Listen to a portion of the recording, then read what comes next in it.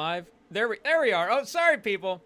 We're in 3, 2, 1. Welcome in. We've got a lot going on tonight. We just got back from watching the Joker. That's why we're a little bit late. Sorry, people, about that, but we're locked in now.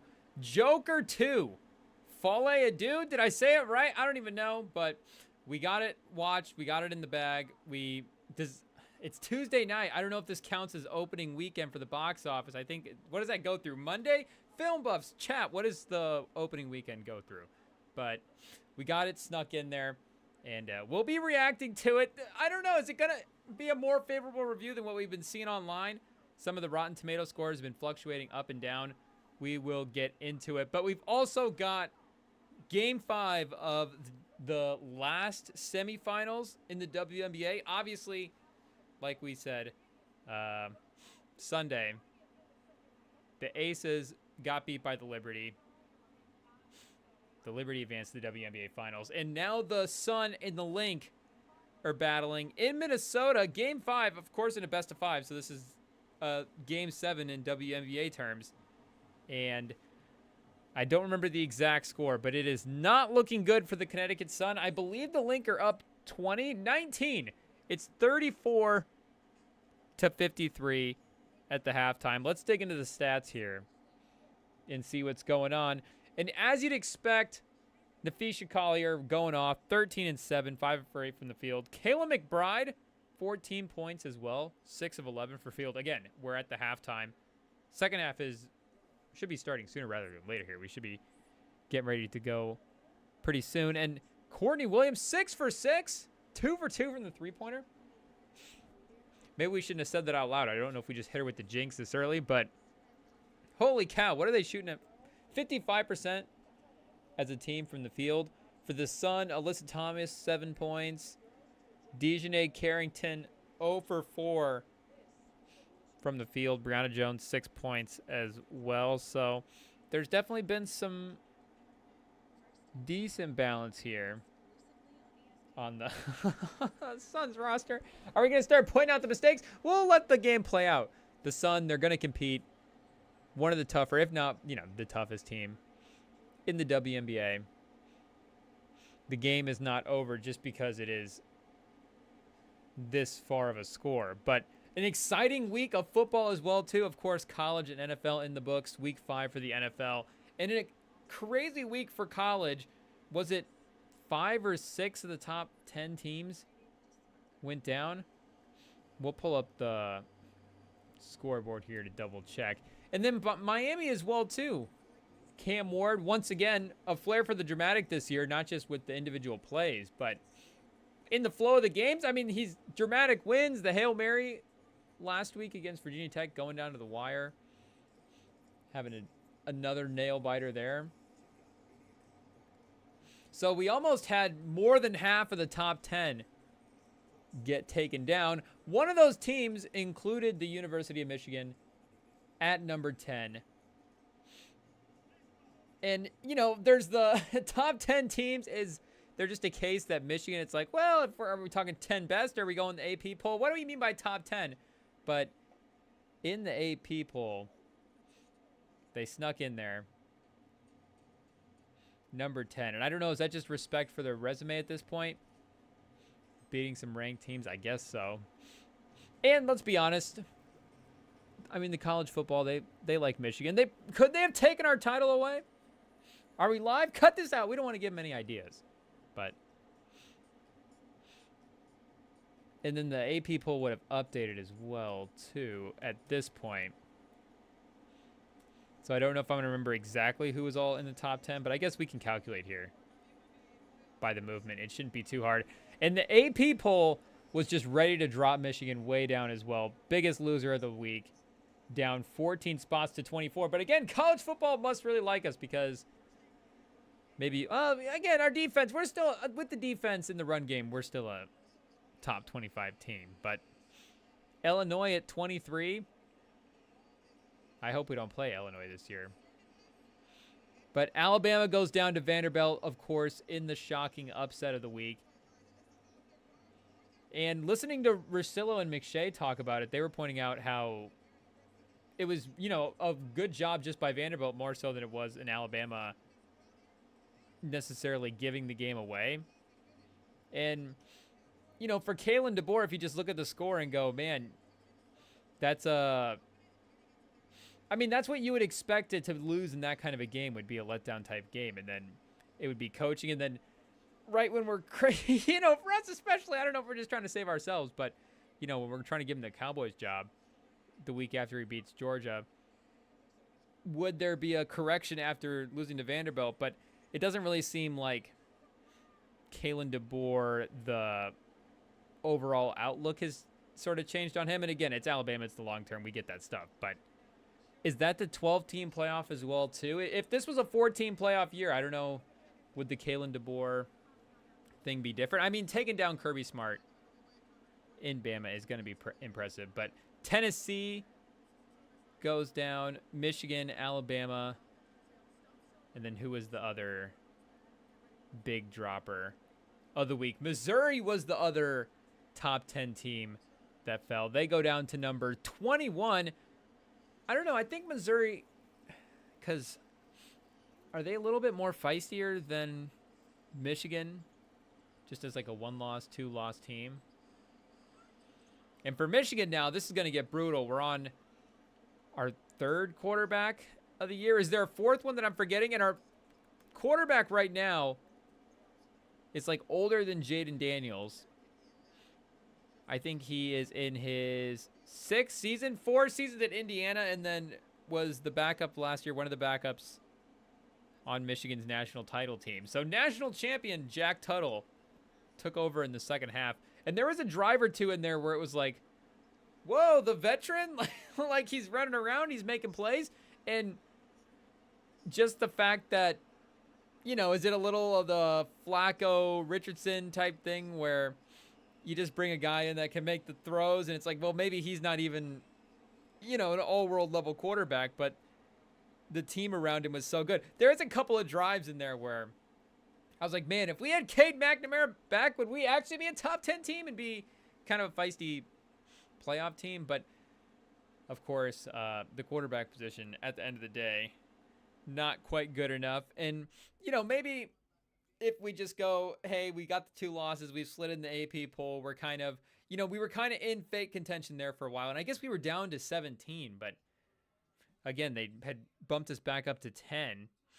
And, you know, now that we're kind of maybe on the outside looking into the playoff picture, maybe they're just willing to not go, hey, the game to game, the winning is, you know, it's still important, obviously. It's Michigan. We're still trying to, and with this team, still trying to win as much as possible. But maybe there's a little bit more willingness to let a guy like Orgy try to develop. Can we say that live? Let Orgy develop? I don't know. But he's the Michigan quarterback, and that's just what's going to happen if we're going to be back in national title contention. And like I have said previously, I haven't looked at what Sharon Moore has done for Michigan's recruiting since Harbaugh left. And again, with Harbaugh, you knew there was going to be just, you know, development with the players that he brought in. It was more, you know, every guy was kind of a canvas for Harbaugh. And he was just bringing in these different type of molds to work with. And I haven't really got a vibe for what Sharon, you know, Sharon Moore, you can see with the run game, you can see he's trying to do kind of the same hard-nosed football. And with Sharon Moore, maybe it's even a little more extreme. Maybe it's, you know, they had the 7 pass game without Harbaugh. And there was a little bit of that, just like, hey, let's get in and out and not make any mistakes and just do what we do best. But I also just think that's what Sharon Moore would want to do as a game plan. In Washington as well, too, they are, you know, looking for revenge. We beat them in the national title last year. I know it's not necessarily the same group of guys, losing most of them to the NFL, but, and, you know, similarly with Michigan, but you could tell the fans were riled up. And this is what we were saying earlier. Not that, again, we want to see Michigan lose, but we just don't want to see teams taking pride in upsetting a Michigan team that I don't, you know, it maybe, we're careful. Are we live? Cut this out. But, you know, maybe the ranking was a little more status there than it was play on the field. And again, we got to continue to tip our hat to the defense. They've been outstanding all year. You know, the USC offense, maybe not as terrifying as we once thought, but basically kept them in that game. Won a couple of games here where the offense just put up, you know, like 60 pass yards combined through 2 games. So we'll see here where they're at for team recruiting rankings. Oh boy, you hate to see Ohio State at number 1. That's almost all we need to see. Michigan at 16, raking in the 4 stars, 12 4-stars. Is Sharon Moore going to have the same kind of player development? No big QBs in the class for 25. And there is that kid that I'm forgetting about too. Let me remember his name. I'll go back into some of the older classes here. Brady Hart, the number 9 QB in the 2026 class. Okay. Discount JJ McCarthy. Do we have to start like figuring in salary cap now? Is this a good salary cap QB, a 4-star? His NIL is going to be cheap. And maybe this guy transferred, the guy that I'm thinking of. Is he injured? We've seen like 6 quarterbacks now from Michigan. And not this one, so he has to be gone. There's no way he was in pads and did not play.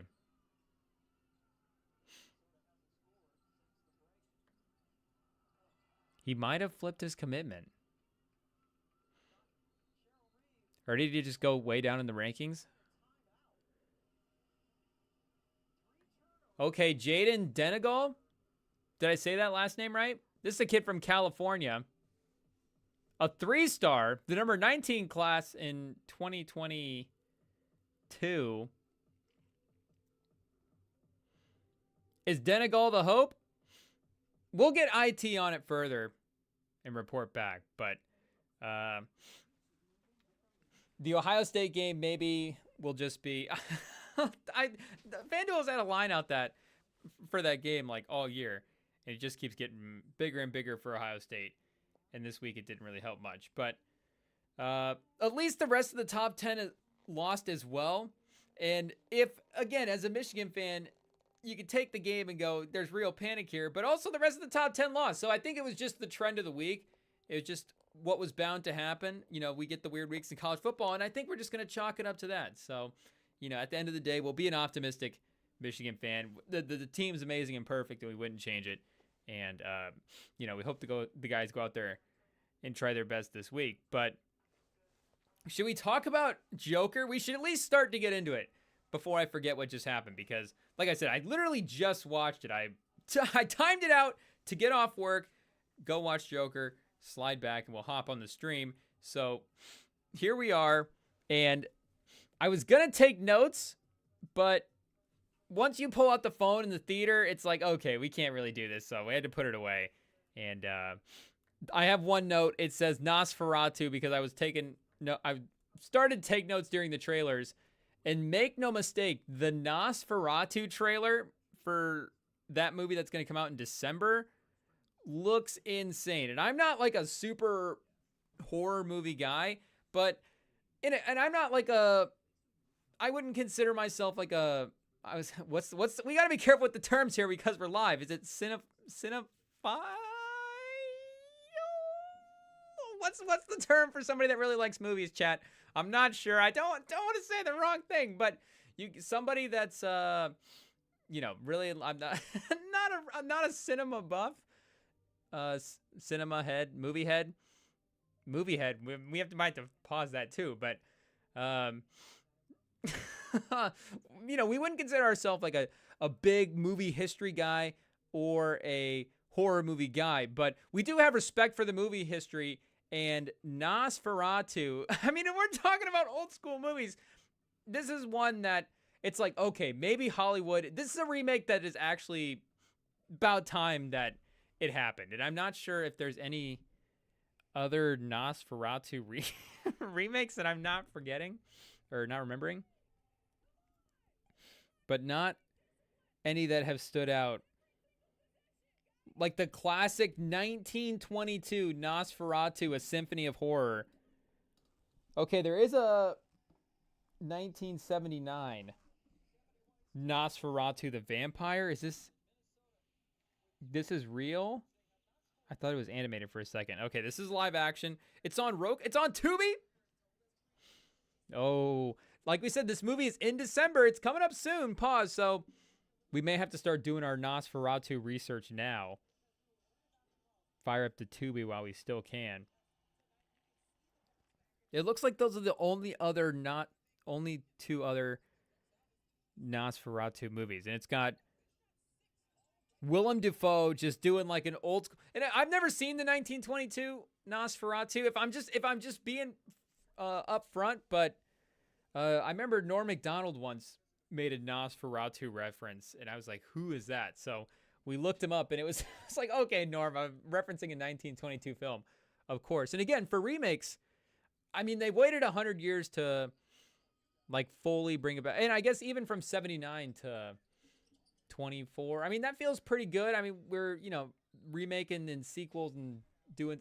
I mean, we were remaking White Men Can't Jump, and that movie doesn't even need remade, and it came out like 12 years ago. So, we need to slow down a little bit with some of the remake stuff. You didn't come here for the breaking news about the movie industry and the Rem and Sam pod, but I would greenlight the Nosferatu remake. I'm down for it. And I mean, again, we can be honest here. Some of the horror stuff, it can be a little scary, and we're not down for it. But we might have to actually sit through this one. Aaron Taylor Johnson, Bill Skarsgård. I mean, Lily Rose Depp was just throwing heat in the trailer. And, with trailers now, there's some movies with some of the trailers where you're like, okay, this trailer is going to be just way better than this movie is. The Bob Dylan trailer, they showed that, which is not something that I've seen. When that first dropped, the adults at work were like really humming about the Bob Dylan trailer, and people from that day, a legendary figure. But Timothée Chalamet, again, a legendary biopic. I'm sure it's going to be a great movie. But also the way the story progressed in the trailer, it's like, okay, this is a little isolated for that. I don't know if it could really be the whole movie, but maybe that's awesome as well too, that it was just kind of a snippet and just, hey, this is a showcase of the quality that is just behind the project in general. But Nosferatu, a gothic tale of obsession between a haunted young woman and a terrifying vampire infatuated with her, causing untold horror to unfold in its wake. I definitely misread that a little bit, but I think that made sense. It's releasing on Christmas, so I don't think I'll be there opening night on Christmas for the Nosferatu showing. But Nicholas Hunt as well. I mean, just a lot of young stock you really like in Bill Skarsgård. I'm guessing he is going to be Nosferatu. Is Nosferatu Count Olark? Let's confirm that real quick. Chat, is that Nosferatu? Orlok?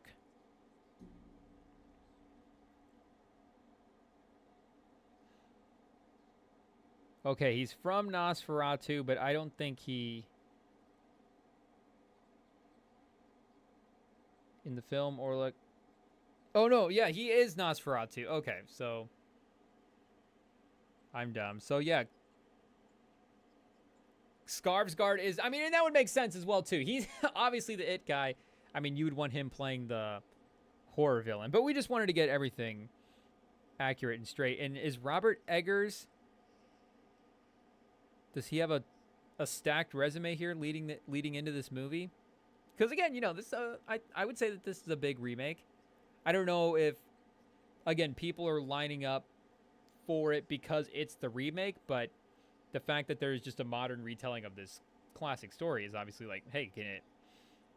with a story that's already been proven to be a classic at one point, it's like if you're able to redo it in the modern era, well, then potentially have another classic on your hands. But Obviously, again, not as a non-fan of the horror genre. Can't say it's too familiar with the work of Robert Eggers, but I know The Northman was really highly reviewed. The Lighthouse, okay, with Pattinson, again, heard good things about it. In The Witch, so that's it. So a 3-movie run and then into Nosferatu, taking the remakes early, taking the Greta Gerwig path. I guess I don't know if The Lighthouse was a remake. Also made The Witch in 2015. And, I mean, you know, we're getting into the time of the year where there's just going to be a ton of horror movies dropping in general. A lot of the trailers were obviously going to be focused for that. So, you know, for a Joker movie that could be low-key, like a little... You know, the last Joker movie had some scenes in it where you're like, ooh, definitely going to make you squint a little bit. But...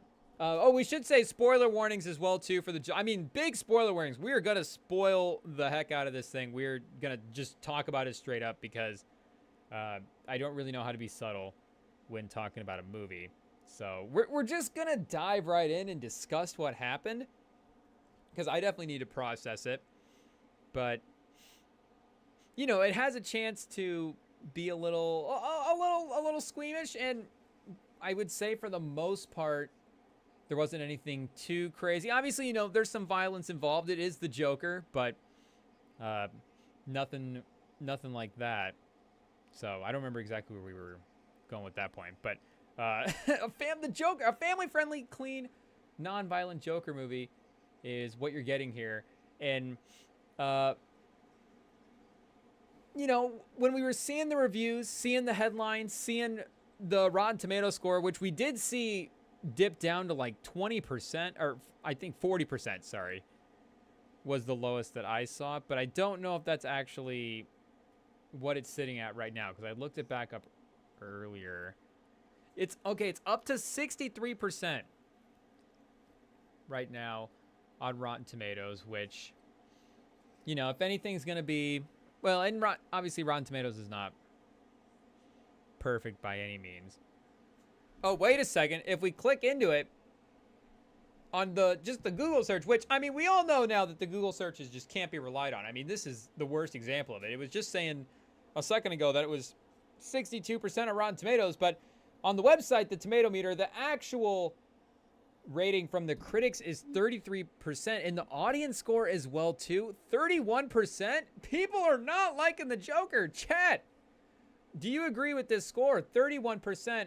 I mean, I'm not going to sit here and, like, you know, argue for this to be a ton higher. If you guys want to hate on this movie, this is, you know, definitely not the movie that I'm going to defend. But I see what Todd Phillips was going for here. Like, you know, people, I mean, when you're saying it's a musical and it's a Joker, people were like, oh, well, that's going to be a hard sell for the comic book. You know, the comic book nerds aren't going to want to go see a Joker. But, you know, a Joker musical.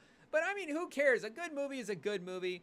And, you know, I feel like even a comic book nerd would sit through Sound of Music every once in a while. Or, I don't know, is Sound of Music a good movie? I haven't watched it in a while. But, I mean, Mary Poppins? What's the best musical of all time, chat? I don't know if we want to get that debate going. That's a heavy topic.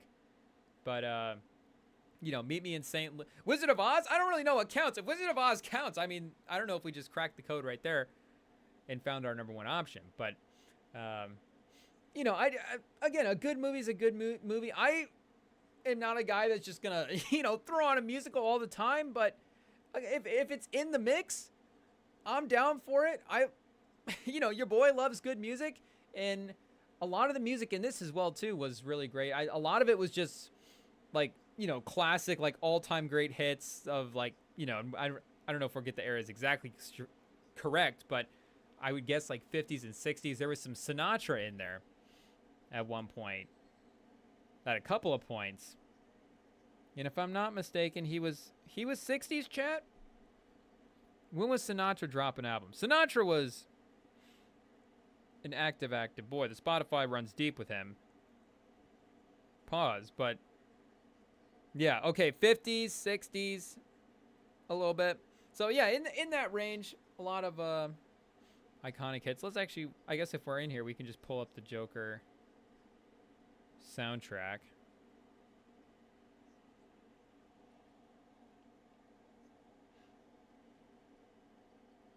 And I'm pretty sure most of these are... Actually, I think the soundtrack we're looking at right now is just like the score.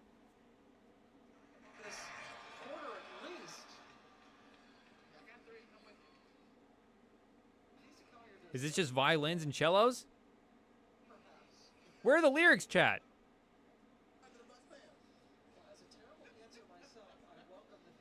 Okay, we might not be able to find the actual songs for some reason. A playlist?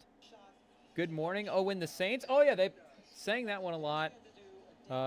Literally just sang that song to death. Gonna Build a Mountain. I think that was an original. Oh, is the Gaga album that just dropped the Joker soundtrack? We didn't listen to the Gaga album either, chap. But Gaga, I mean, for anything, we'll bump the Rotten Tomatoes score up for Gaga alone. I mean, Gaga is a sexy, sexy lady. And you know, the Harley Quinn bar is high as well, too. The last, if I'm not mistaken, chat, the last on-screen Harley Quinn we've gotten is Margot Robbie. So, you know, again, the bar is really high, but definitely a different type of Harley Quinn. But, I mean, you know, still will be memorable in her own ways. So, let me actually pull up the plot of the movie here. And then we'll go through it because there's a lot to unpack. Todd Phillips had a lot of ideas. He put them all into one movie. I don't know if he had an original idea. I mean, the original Joker was supposed to be a standalone film. I think he was, if I remember correctly, he was pretty adamant about that. But, I mean, it makes $1 billion. They're going to want to try to dip into that again. I think the problem can just be assuming that this stuff is just money in the bank the way that it is, and maybe the Joker as well. Not the Joker character necessarily, but, you know, is that Joker franchise, was that going to be like the Deadpool franchise that we're seeing now that, you know, every movie's elevated in money, and this last one, I mean, the other Joker already hit the $1 billion mark like the Deadpool did, but, you know, the progression that franchise has made. But again, you're pitching this movie as a musical and a Joker movie, and then to just add another element on top, this movie starts with like an animated short film thing. There's a reference to a TV movie that they made about Arthur Fleck's incident. So if you obviously if you haven't seen the first Joker, you're probably not going to get any of this. But in the first Joker, the incidents that unfold with Arthur Fleck killing all the people in his story, apparently they make a TV movie about it that makes him super popular by the time we're into this second film. And again, there is this animated sequence about it, so I don't know if the animated sequence is the one that is referenced, but it's also about the Joker and his shadow. He is, you know, got the shadow split deal going on. The shadow's bullying him, taking his clothes, making him look like a fool, getting him beat up by the cops. And then we get Arthur in Arkham, which, again, just big old spoilers for the movies. This movie is not really a Joker movie. We honestly, to kind of skip ahead a little bit, we don't get the Joker till probably definitely an hour into the movie, and maybe even a little longer than that. Again, we weren't checking the phone. We were trying to behave ourselves in the movie theater, so we weren't timing it out. But it was definitely at least an hour in before we actually get him in the Joker makeup in the present tense, which, again, to go back to some of the musical sequences, we do get him as the Joker in some of those. But before he's in the Joker makeup in the actual movie doing scenes, it takes a while. So this is mainly like an Arthur Fleck in prison and an Arthur Fleck in court movie, which the court part of it I did actually really like and is easily, you know, the best stuff of the movie. And again, when I say what Todd Phillips is going for, if this was more of that kind of just like a Joker court movie, I think this would have been much more successful. But, you know, every movie is too long now. But I don't even know if I can complain about this one being too long, because it's like 2 hours and 18 minutes. And again, for an era where movies are too long, it feels like, and especially for Todd Phillips, the man that released the 4-hour cut of the Justice League, I feel like this is actually him kind of actually containing himself a little bit. So in that respect, I feel like for him, he did a good job. But easily, you could have lost some of the prison scenes and the interactions between him and his lawyers. There's a lot of the stuff at the beginning is, character development, setting him up to where he's at that point and, getting into the movie. But there's a lot of meetings with him and his lawyer and him and a psychiatrist and them prepping for trial. But, a lot of the meeting stuff and a lot of the psychiatric stuff and stuff that you're getting into him sort of in the prisons and in the side rooms and stuff that's going on is, a lot of this character development and this psychoanalysis stuff, but a lot of it's also going on in the courtroom, and it's just the courtroom setting was much more interesting. And I know that this is, intentional for the character, but obviously when Arthur Fleck is in the Joker makeup, he's just a much better, much more appealing, much more charismatic, and that's the character you actually want to see on the screen. And when they actually get through the prison stuff and into the court, and once he's actually Joker and doing the trial as the Joker, again, spoiler warnings if we haven't spoiled a ton of stuff already, and we're going to be bouncing around people. Again, these are instant reactions.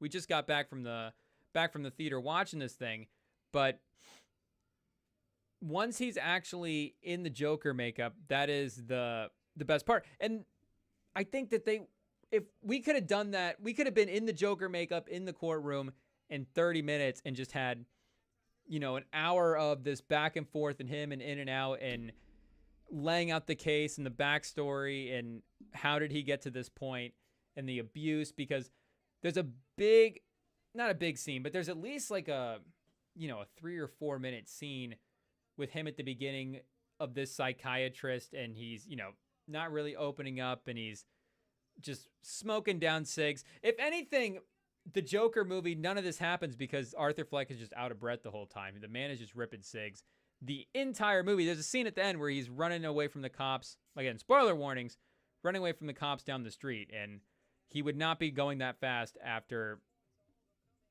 Well, I don't know. Again, maybe he didn't smoke a whole pack in this movie. We're probably maybe over-exaggerating a little bit, but the man was doing work on the Newports, in this film, and he's ripping cigs in this meeting, and they're talking about his abuse and his trauma and his bad mother. They make a point to bring up the mother quite a bit, as she is an important character, but it's, all that stuff gets covered in the trial, and again, it's just more captivating, and he himself is amazing when he is in the Joker. When he's in the Joker makeup and he's in the courtroom, and it did feel, I gotta say, honestly, Todd Phillips was in his bag for the courtroom stuff. The courtroom stuff was really, really good. And the joke, and, maybe it wasn't even Todd Phillips. Maybe it was Joaquin Phoenix, but getting the Joker in that setting. And I know that these movies don't, and maybe not, I haven't done all the interview work to see what Todd Phillips has said about this movies and the Joker franchise in general. But, I don't necessarily think he's approaching them as we have to do comic book fan service to the comic book nerds and the fans and all those people, but that did feel real comic booky, and maybe even more. I don't know if Chad, if anybody's read more comics than we have, which would be, at least one or more comics, is there a scene where the Joker kills somebody in a talk show like he does in the first one? Because I feel like Joker in the courtroom defending himself like that would actually be a scene that plays out in a comic storyline at some point. So Todd Phillips, again, not necessarily doing fan service, but being like, okay, we can see definitely the comic booky stuff here. We got a Joker clown guy in court representing himself. And when he first appears in the Joker makeup in court, he has fired his lawyer at that point. So again, spoiler warning. I think we've probably said that enough at this point, but he's fired his lawyer. She's out of the picture. The fans of him are ecstatic by this move as well, because she was not Johnny Depp's lawyer in the Amber Heard trial. She was not getting as good of a press. And make no mistake, she's a, very attractive lady. But the Johnny Depp lawyer is, an all-timer. But she's out of the picture. The Joker is representing himself, and the judge is like, okay, can we actually let him do this? Can we let him wear the clown makeup? And apparently they have to go back into the old books and like pull up cases where this happened.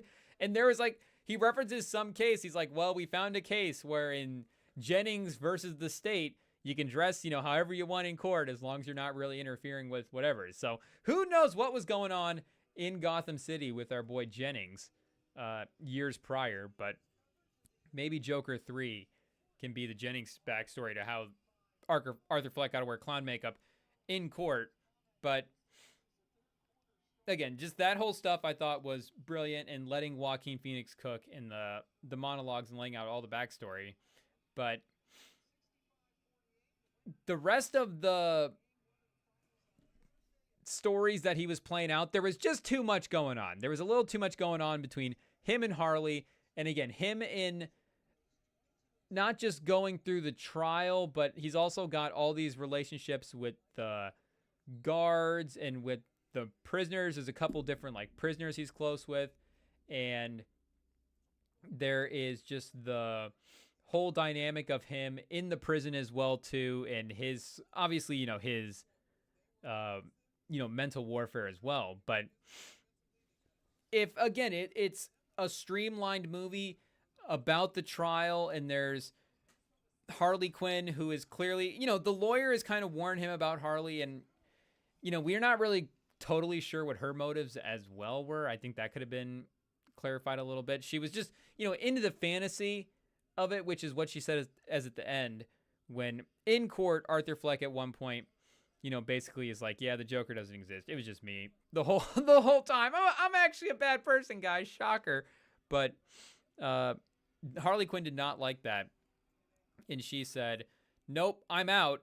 And once you give up the fantasy, I'm no longer in the deal. So maybe that's all it was in the motivation. You just go, okay, it's Harley Quinn at the end of the day, and she's crazy in her own right. And, it's just her own craziness that drove her into the whole infatuation with the Joker anyways. Like, yeah, that could be, but, Todd Phillips, I guess, leaving things up to interpretation wouldn't be the first time, but that would just be a weird storyline to do that with.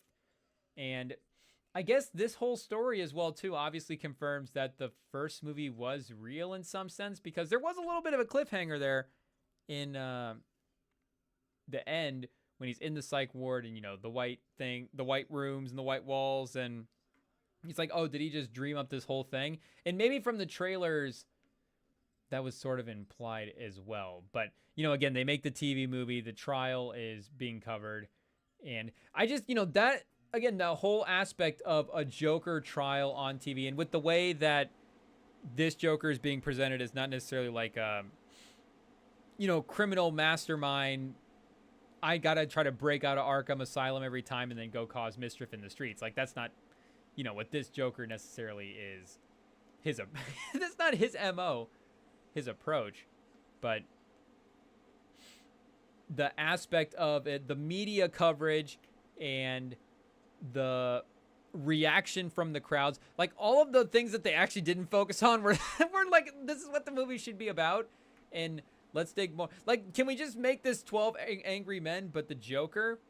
And then I don't really know how you fit Harley in there. And again, the Harley thing was still kind of a loose tie-in anyways, if we're really being honest. Because what the lawyer was saying was, Harley's playing you for a fool. And I guess that's really it. She didn't really... Chat, what was I missing from the movie? Remind me what I'm missing. But she was just... Like, you got to be careful. She's lying to you. She's... Wants you to... she's playing you for a fool, but she didn't really give a reason as to why she would want to get to Arthur in this way. Again, with Harley and the Joker, and if we're doing like a comic booky thing, you think there's like a power element to it. You're ascending your status in the city and your money and your sway in the criminal underworld. Like, is she trying to elevate her status and get in front of these people? Because, again, Arthur Fleck is a weird individual in that, maybe it's like meta on how we all sort of view these serial killers and these people and all that. And, I guess we just don't want to necessarily slap that label on him as well, too, because I know, it's a complicated movie looking at a lot of different angles of, the human experience and what Arthur Fleck is going through. But with, oh, well, I lost my train of thought there with what I was, we got distracted because like we were saying, the Joker is, with the first one and the mental illness, like, you just don't want to throw the serial killer thing is what we were talking about with him there. But, it is like, people are definitely fascinated by guys like Bundy and Dahmer and all that, and they consume all the content. But it did seem like the Joker had a little bit more, obviously, influence. Like, people are dressing up in the masks and, like, rioting in the streets for him and causing chaos. Like, nobody's actually, I think, done, like, a Ted Bundy riot. We've never seen a Ted Bundy mask in the streets. Do we need to go pull up trial footage? Was there a free Ted Bundy sign back in the day? I'm not sure. But, there's free Joker signs. In the court, how he ends up escaping at the end, pseudo-escaping, is somebody, one of his terrorist people that's on his side car bombs the court. And of course, in comic book fashion, I don't know if Todd Phillips was going for it, but in comic book fashion, the car bomb kills everybody in the courtroom except for the Joker. He just walks away. We learn in movies that it's very important to have your back to the explosion. If you blow up with your back to it, you can survive. Pause. IT, cut that out. We're live. Holy cow. But, if the explosion, if the bomb goes off, there's no way to go through it. If the car bomb goes off and you're facing away from it, then it seems like it's survivable. But he walks away, and then he meets Harley Quinn, and like we were saying, after that, Harley Quinn dumps him. But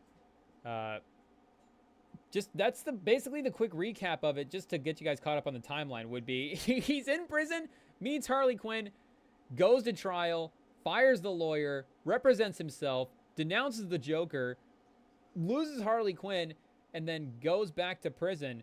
And then at the end, Todd Phillips, again, to make matters more confusing and to leave things up to interpretation, Arthur Fleck is sitting in the jail at the end.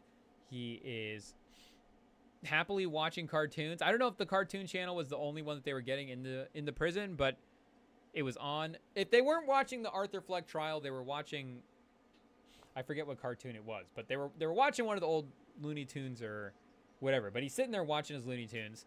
They tell him he has a visitor, so they're leading him out into the hallway, and one of the other prisoners meets up with him in the hallway, asks if he could tell him a joke, proceeds to tell him a joke, and then, of course, the joke is the lead-in to, we will say it one more time, spoiler warning. This is the biggest spoiler. If you guys, we're live, so if you don't want this spoiler, you can't skip ahead, but I guess wait and then skip ahead, or mute it for a second and come back. Don't look at the chat, but the biggest spoiler is the prisoner in the hallway, after telling him the joke, shanks our boy Arthur Fleck. Hits him in the tummy with the shank multiple times. Our guy Arthur is down bad. He's not surviving it. Goes down pretty quickly. Right there. Crumples on the floor. I think he's dead within minutes. And our prisoner that just took down Arthur, proceeds to do the maniacal laugh and then cut the Joker scars into his face. So I don't know if Joker 3 is this guy taking over, or I don't know if, well, maybe, I don't know. Do we just want to lay out the scenarios? Because I guess that is the obvious one, or the initial reaction is, oh, the next Joker movie is this kid, and this is actually the Joker all along, and, what was going on here. Because they did show this kid in the background a little bit. He was hovering around, doing some, like, big smiles and some maniacal laughs, and, the little finger twirl thing that you do when you're up to no good and trying to cause mischief. But he was hovering around, so I guess it wasn't a total surprise that they brought him in at the end and had him do something. But there was also this other kid that was floating around the whole time that was like kind of Arthur Fleck's sidekick and one of his friends. And again, spoiler warning, the guards end up taking him down at some point in the end, just because he was getting a little annoying with the singing. But he's out of the picture, and I didn't know if this guy's gonna like approach Arthur and be like the next sidekick and maybe be like a Riddler potential, because they did have Harvey Dent in this as well too. So there was some other connection to the outer Batman universe. I don't know, chat, remind me, was there connection to the rest of the Batman universe? And I guess there's mention of Arkham in the first one. I don't know if they mention Arkham in this. I guess, was the hospital that he was in Gotham Hospital or Arkham Hospital? Let's check. Okay, it was Arkham State Hospital. Not, oh, I guess on Wikipedia it redirects you to the Arkham Asylum. So yeah, I mean, with the way they were taking him and beating him, it was definitely more Arkham Asylum than it was Arkham State Hospital. But I guess the other option that, you know, would be that it's just sort of, I guess, a representation of like how the Joker persona has sort of caught on to the greater culture, and it's spread at this point, because there is a reference after they car bomb the courtroom and he's running away, and a couple of the terrorists that are out there in the Joker makeup grab him and start driving away in the car. And then he gets out of the car, and that's when he starts running down the street away from the cops. But while he's in the car, you know, the people are like, oh, this is only going to get worse. They're going to start blowing up the whole city. You know, this is going to cause chaos. So I don't know if it's just, oh, this is how far the chaos has gotten, that this kid even takes down Arthur Fleck. You know, it was only a matter of time before they got him as well too. But especially once he starts, if he starts singing the first song, if we're being real, they would have just shanked him at the beginning of the movie in the first musical piece. But they waited till the end, after the trial, thankfully, and after we got you know, a couple hours of footage of him in the Joker costume. But is this just like where the chaos has gotten? Everything's so crazy. This guy is now, you know, one of many that will continue on the Joker persona, and then, you know, we're just supposed to assume that for the rest. So I guess I haven't looked up to see if there's any talk of Joker 3. Let's do a live check-in, chat, and see what we got for Joker 3.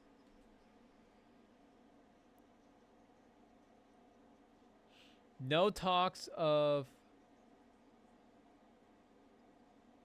Joker. Oh, are we getting... Todd Phillips is saying a no-go?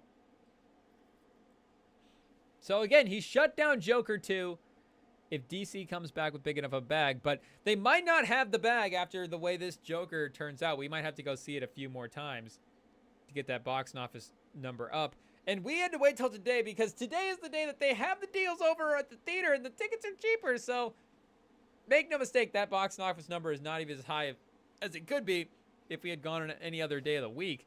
But with the way those Rotten Tomatoes scores were looking, we were not going to drop the full bag. So I would say this is a wait for streaming, but I would say watch it. I would recommend it if you like the first Joker. I mean, you know, again, you get to see in the back, you know, hour, there's, you know, definitely a good, I would say 20 minutes of him in the Joker costume at least. At least that whole, I guess probably not him in the Joker costume in the courtroom, maybe not 20 minutes of screen time, but that whole scene stretch of the movie, I bet, is 20 to 30 minutes. And again, I think it's at least worth watching once for that. You get to see Gaga dancing around, and I think the musical numbers as well too just could have been incorporated a little bit better. There's a couple of musical numbers where he is just kind of like dreaming a little bit. Like the man just wanders off in thought and then just starts thinking about a musical number.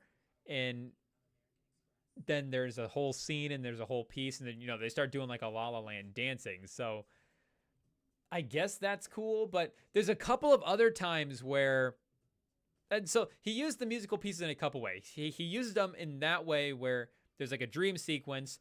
He used them where they would sort of, like you would in a musical, break from reality and kind of start singing and dancing, but also, pseudo in reality as well. But then there was another where it was sort of a dream sequence, but it wasn't him like actually out or, fade to black or whatever. Like the first musical number that I was talking about in the prison, the reason he didn't actually get shanked is because he was just thinking of it the whole time. So he's sitting there in front of the TV and they announce that Harvey Dent announced he wants to bring in the death penalty. So we know Harvey Dent, always a passionate, fired up lawyer looking to do the most. And he is trying to take down Arthur Fleck for good. He is bringing in the death penalty, and Arthur Fleck is watching it on TV, sitting there, and they ask him what he thinks about it, and then breaks into a musical number. And again, should have gotten stabbed, but they cut back to him, and he's just staring there, actually in real life, just watching the TV, thinking about, I wish I could just, I guess, sing and dance on the table in front of all these guys. So maybe there's another, character study into Arthur Fleck that we need to look into. But the way, if he had just committed maybe to one of those, and the dream ones were the tough ones for me, because again, where it's going to be harder to push the story forward in musical form than maybe it would be if these were just normal scenes. But when it's him really just wishing for a better life for him and Harley, I guess that's cool and all. And, him looking for love and needing somebody in the world. And that was a big focus of the movie as well, too, was the, joy he got from actually being needed by someone that, or, being at least thinking that he got needed by someone. So, maybe at the end he was ready to go. So, and, killed a bunch of people. It's not like the guy said in the joke at the end, it was only a matter of time before he was probably going to get taken out. But I forgot, lost the train of thought again. But we were talking about the musical numbers. If he had just gone with the more, I think honestly, if he just done and actually committed to doing a musical, and again, maybe not just fully like, hey, we're doing a musical number all the time, but there are just going to be times where, these guys are singing in front of people. Maybe that's not too hard to comprehend, because again, it's not like a musical's never been successful before, and you're just saving yourself from unnecessary fat as well, too. And, you have Gaga in the movie. You're going to want to take advantage of that. You're going to, I don't know if, I was assuming they casted her because they wanted to go in this direction. But either way, you're going to want to take advantage of the pipes. So I get that maybe one of those is okay. And, the one on the roof that they were showing in the trailer, I was really, just looking forward to seeing that on screen anyways, kind of regardless. It's just like it was a cool shot, cool scene, good song. I was down for it, regardless of where it was taking place. But those honestly did just seem like trailer footage type shots, which, I mean,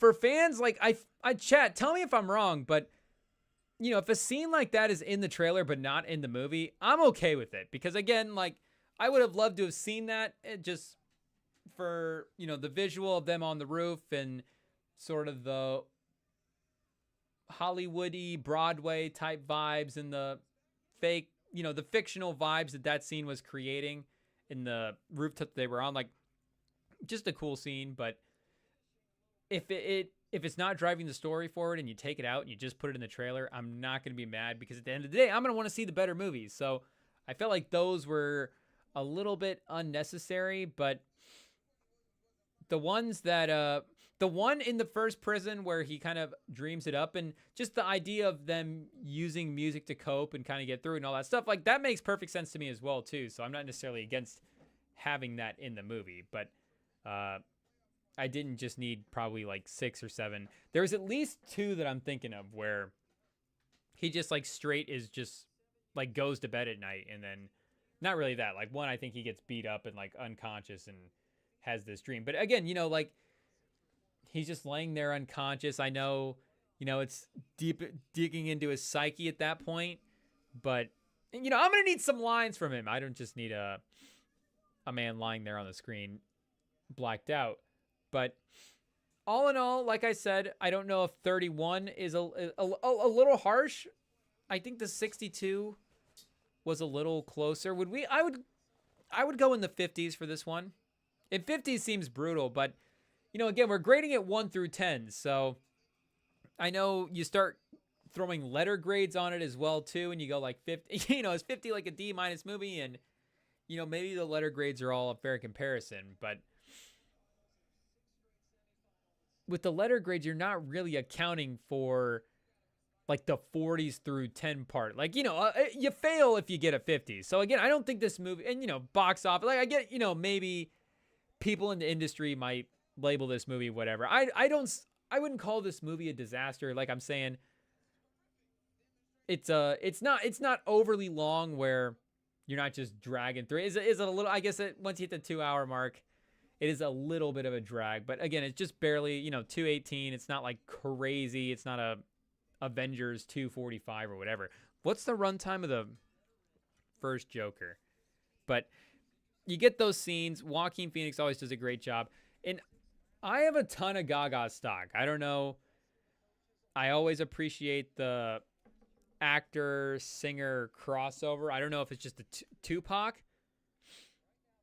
We want to see her carry the mantle, but people are going to hate me for saying that. But, timeout, people. We need to take a quick break for station identification, and our computer is running low on battery. I forgot to plug it in. We don't want to die before the stream cuts out. Sorry, we got to move fast, people.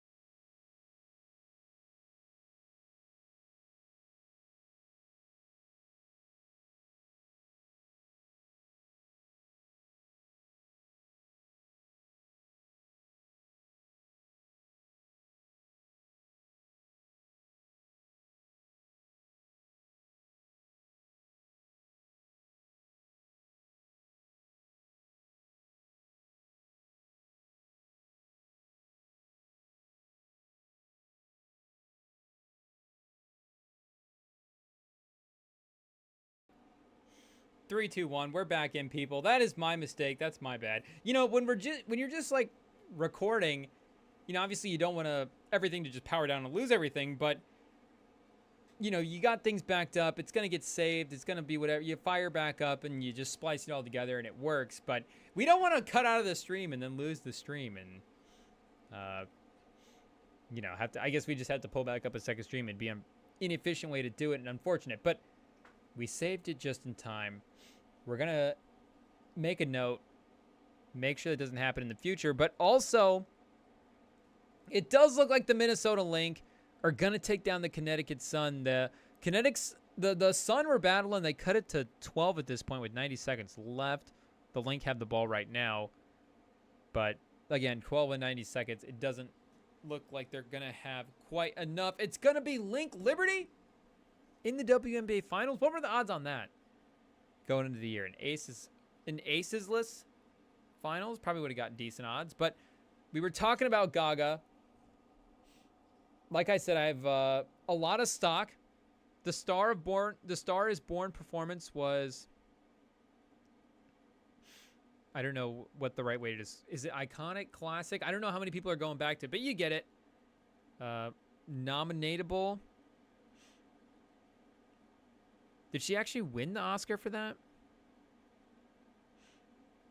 Oh no, she won it for music. But yeah, nominated for Best Performance in a Lead Role in 2019 for The Star is Born. And I know that some of the projects that she's done, like, maybe the reception hasn't necessarily been amazing on some of these. But I also understand the movies that she picks. Starting off with Machete Kills in 2013. A Danny Trejo vehicle. This is on Max. The U.S. government recruits Machete to battle his way through Mexico in order to take down an arms dealer who looks to launch a weapon into space. Chat, is there a Machete franchise? There is. Should I have known about the Machete franchise? Danny Trejo? These are all on Max? And Gaga's in this one? We might be watching these along with... what else were you putting on our list from Tubi? Oh, yeah, the Nosferatu from 79. We got a list that's starting to pile up, but she did, I guess since then, House of Gucci in 2021, and then this Joker movie, which, again, I know the reviews on that are not great. House of Gucci is on Tubi right now. Again, Tubi's just going to be getting all of our money, which is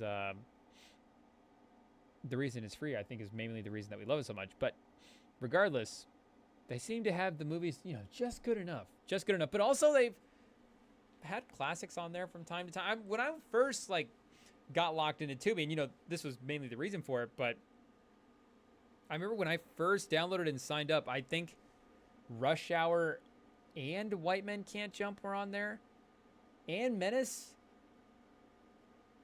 And Boys of the Hood, I don't want to say all at the same time. I know all those movies have been on there, and I've watched them all on there.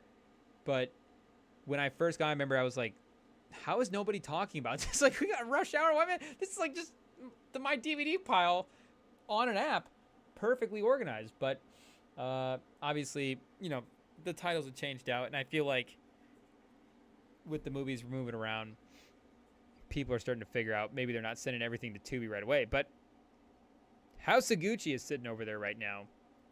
And that was, a Ridley Scott, Adam Driver, Al Pacino, Jeremy Irons, Jared Leto, Salma Hayek. She's playing a lead role. So it's I don't know where she was at in the casting process. Maybe as the lead role she was, first one. But you got a Ridley Scott vehicle. It's one of the greatest directors of all time. You could see why you'd want to sign up and work with somebody like that. Pacino as well, too, one of the great actors of all time. Driver, one of the great current actors that we've got going. So, it's got all the pieces to be a successful movie and, an interesting story as well, too, about the Gucci family. So, I get the role. And then, again, the Joker movie, Joker just made $1 billion at the theater. You go, okay, I have a chance to really grab the bag here with one of these comic book roles. And I know we mentioned to look up the runtime for that first Joker. 2:2? Look at that. The first Joker even more concise. Wow. On Max. And I got to be honest, the Joker movie, again, like we're saying, some of the horror, the darker stuff, I'm throwing on, we already said White Men Can't Jump in Rush Hour. So, we're throwing on, a comedy, a good time before we're throwing on a dark movie. But we love the Joker character.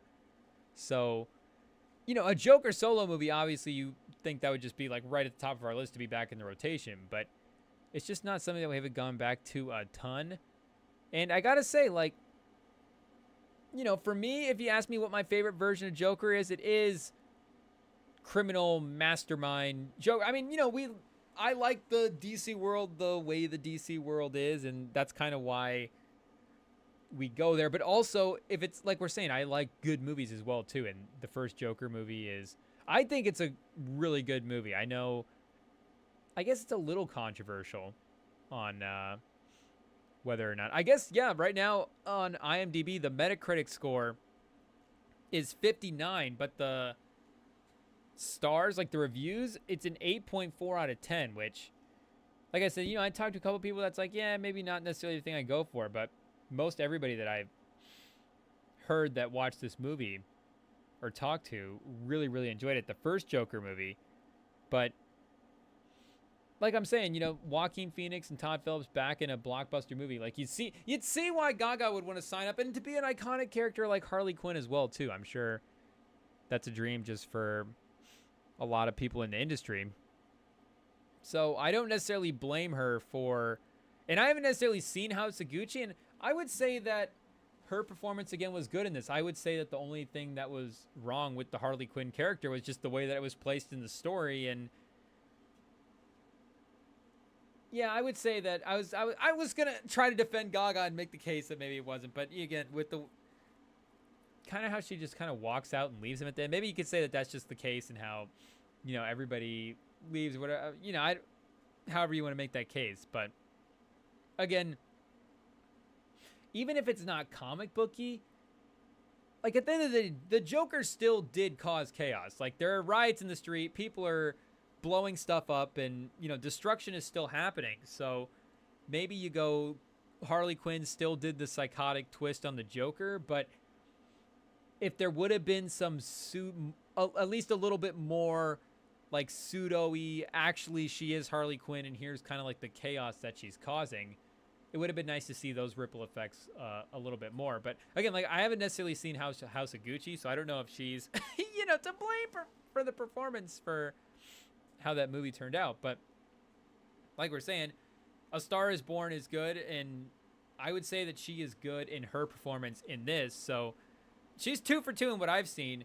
I can't imagine she's bad in House of Gucci, and I would defend her for just having future stock. I don't know if, you know, maybe A Star Is Born was just her chance to win an Oscar, but let's see if she has anything else in the works.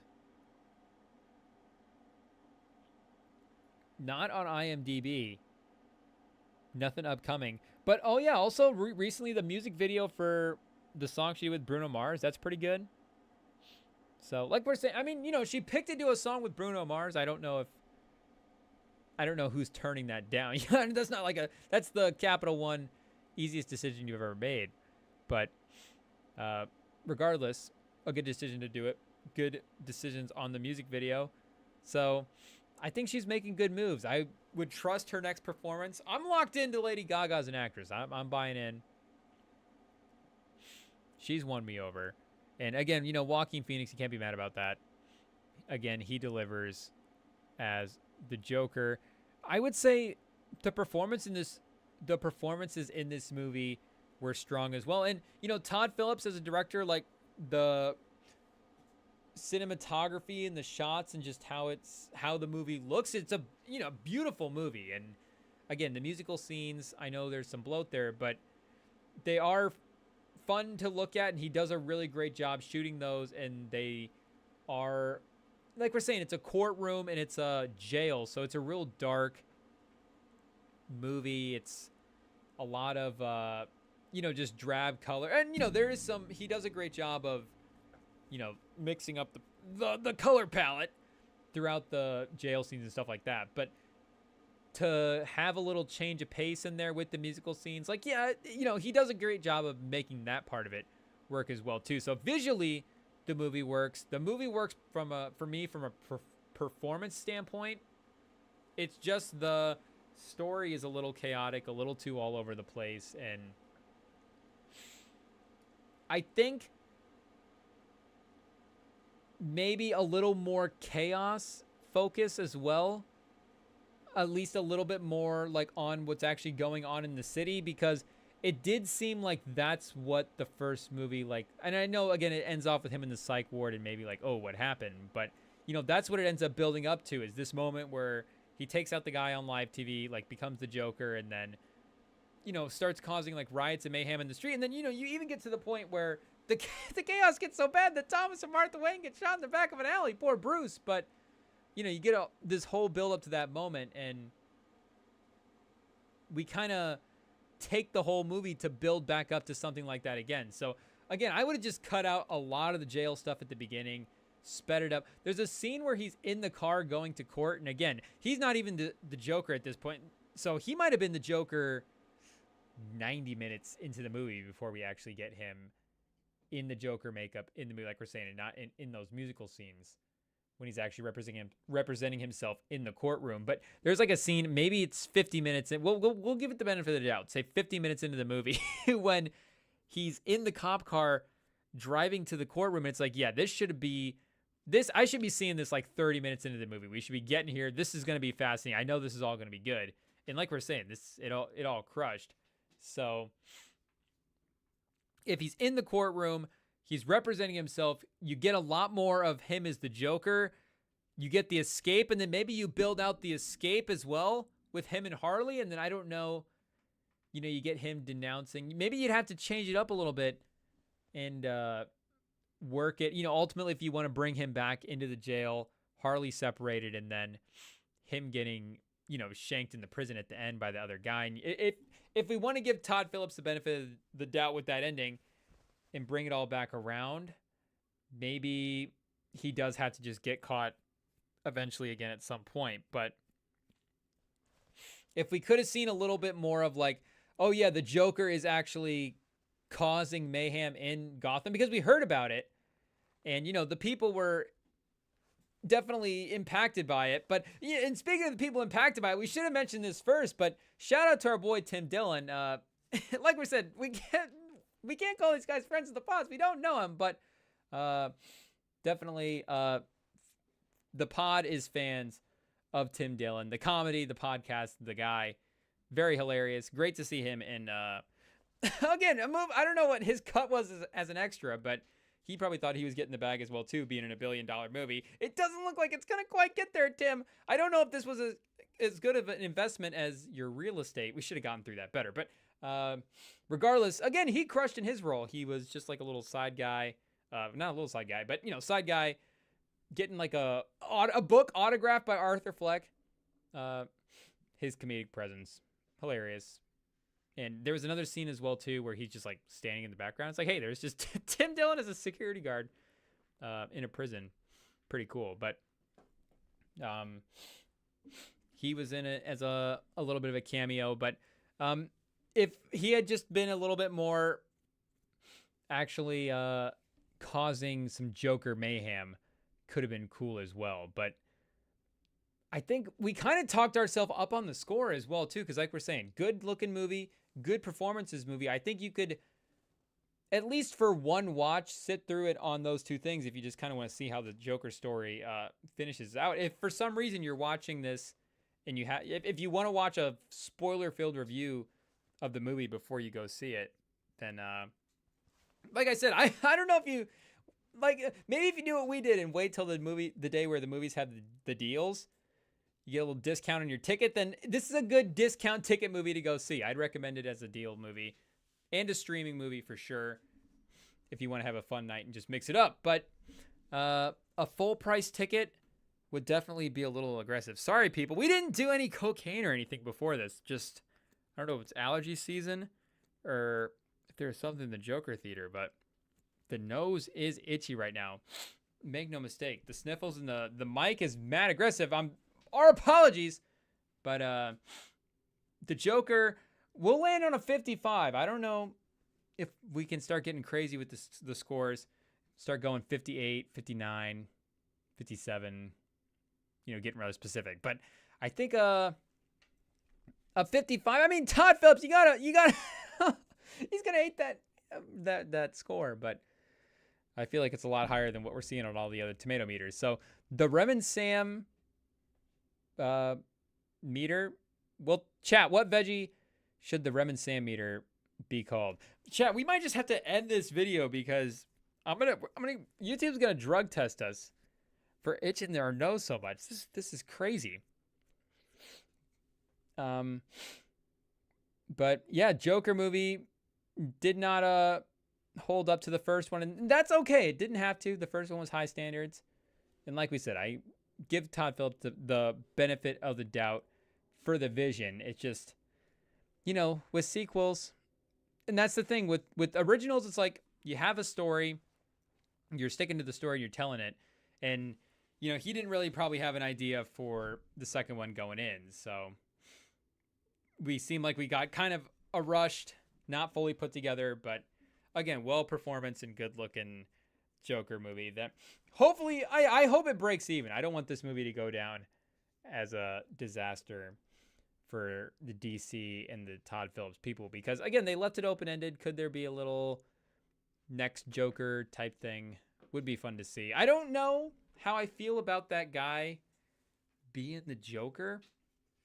And that's just, again, a lot of Jokers as well, too, recently, because it'd be the same Joker franchise, essentially, but two different Jokers in that franchise. But we're also getting a Joker in the Batman franchise with the Barry Keoghan, Sabrina Carpenter Joker, the Espresso Joker, as I guess we'll call him from now on. And he's on the potential horizon. I don't know how many animated Jokers we have going right now. There's just a lot of Jokers, a lot of IP floating around out there. But shout out to Todd Phillips. Shout out to Joaquin Phoenix. Shout out to Michigan. And no shout out to Washington for taking down our boys this week. But we will get back on with more NFL and more sports, more NBA. The NBA preseason's cooking right now. Like you said, WNBA finals matchup is set. So we're just going to have to go, I don't know, put some moisturizer on or something. Take care of this itchy nose. So sorry that if it was a distraction, we know that we were doing it. But that'll wrap it up for here. Stay tuned to the feeds. Thank you guys for checking out this stream. We're on Instagram at Rem and Sam Podcast. We're on TikTok. We're on the podcast platform, Spotify, Apple Podcasts, wherever you guys want to go. We're here on YouTube as well, too. So thank you guys for listening, and have a good night, people.